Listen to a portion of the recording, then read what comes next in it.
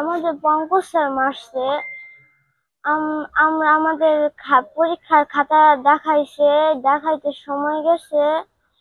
এর জন্য পরে আর 5 মিনিট ছিল, এখন স্যার প্রশ্ন লিখতে দিছিল, আমরা ওটা লিখে শেষ করতে পারি নাই, এর জন্য স্যার মারছে আমাদের।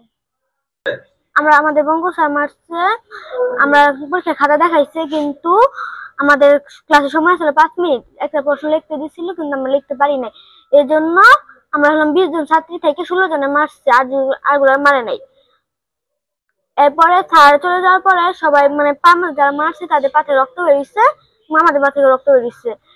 তারপরে হলো স্যার যে চলে যাওয়ার পরে ওরা আমার একজন মানে স্কুলের কর্মচারী আছে, মলম লাগাই দিচ্ছে। দুইটা মেয়ে দেয় বলছে, আন্টি আসেন না, আনহিমের অবস্থা সেই খারাপ। আমি আবার মেয়ে ভালো গেল, তাহলে কি হইলো?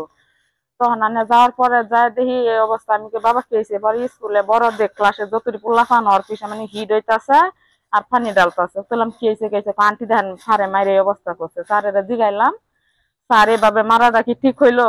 বাকি স্কুলে আসলে তো এভাবে মায়ের খাইতেই হবো, মানে কিছু বলো কানে মেয়েরা মেয়েটা বাড়ি দিয়েছে। আমি কানে যায় আমার মেয়ের এডা বাড়ি দিছে না কটা বাড়ি দিয়েছেন, বাড়ি তো প্রমাণ। ম্যাডাম ফোন দিচ্ছে, ফোন দিয়ে বলছে যে ভাবি একটু স্কুলে আসেন। আমি যাই দেখি এই বাচ্চা ঝুমা নামে বাচ্চাটা, ও মনে করেন যে ওরে পানি ঢালতেছে সবাই। আমার মেয়েটা আমি আর পাইছি না খুঁজে, পরে স্কুলের দপ্তরি ম্যাডাম বললো যে খালা রুমে, কমন রুমে। পরে ওইখানে যাই দেখি ওরে স্যার যে স্যার পিকনিক পঙ্কজ স্যার মারছে, ওই স্যারে পানি ঢালতেছে আর ম্যাডাম একটা ধরে আসছে। মেয়ে বলতেছে যে মা আমার পাটা অবশ্যই আসতেছে। পাটা যখন এভাবে ধরতে গেছি, সুতাম দিছি, অন্য চিল্লাই উঠছে। তুমি চিল্লাওকে করলাম, ও স্যার পিটনে দিচ্ছে। পরে পা তোলা দিয়ে দেখি আপনার দুই ডান পা আর বাম পা দুই পায়ে দুটো দুটো করে বেঁচে পারে। মাঠে দুই মেয়ে পানি ঢালতেছে, আপনি যেতে তাড়াতাড়ি পারেন আসে। আমি এখানকার মনে করেন যেহেতু 17 জন 16 জন ছেলে মেয়ে মারছে, তাহলে আমরা এটা ন্যায্য বিচার চাই স্যারের পক্ষ থেকে। তো রাত 10:30 11টার দিকে দুটো বাচ্চা তাদের গার্জিয়ান সহ আসেন যে ব্যথা শরীরে, আমি পরীক্ষা করে কিছু দাগও পাই।